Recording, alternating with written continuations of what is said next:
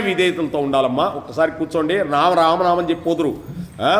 ఎక్కడికి వచ్చి పరిగెత్తకూడదు. 5 నిమిషాలు కూర్చొని రామనామం చేసి ఎన్నో ఉంటాయమ్మా మనకి ఇంటి దగ్గర. కొడుకులు, భార్యలు, టీవీలు, బిగ్ బాసులు, బగ్ బాసులు చాలా ఉంటాయి.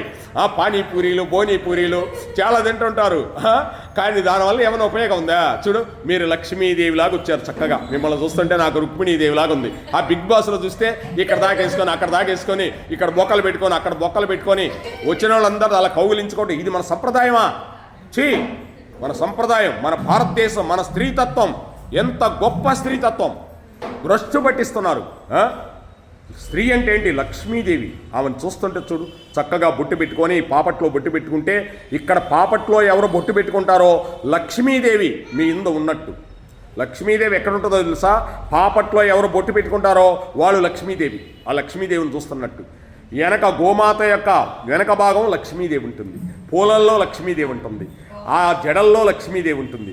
ఆ తోక భాగంలో లక్ష్మీదేవి ఉంటుంది. ఎక్కడ నారాయణుడు ఉంటే అక్కడ లక్ష్మీదేవి ఉంటుంది. అలా చక్కగా ఎవరున్నారమ్మా ఈరోజు నవ్వేవాళ్ళు, ఆనందాన్ని ఇచ్చేవాళ్ళు? అందుకోసం ఒక్కసారి నామం చెప్తే చాలు, భగవంతుడు పొంగిపోతాడు. గోవిందా అంటే చాలదా? ఒక్కసారి ద్రౌపదీమాత 2 చేతులెత్తి గోవిందా అనింది.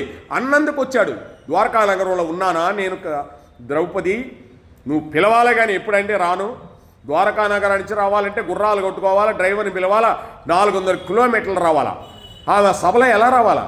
మనలోనే ఉన్నాడు భగవంతుడు. చూడగలిగిన శక్తి కావాలి మనకి. 7 కొండల మీద ఉన్నాడా? ఇక్కడి నుంచి డైరెక్ట్ మీరు చూడండి, లైవ్. అదిగోండి వెళ్తున్నారు, గోవిందా తోసుకుంటున్నారు.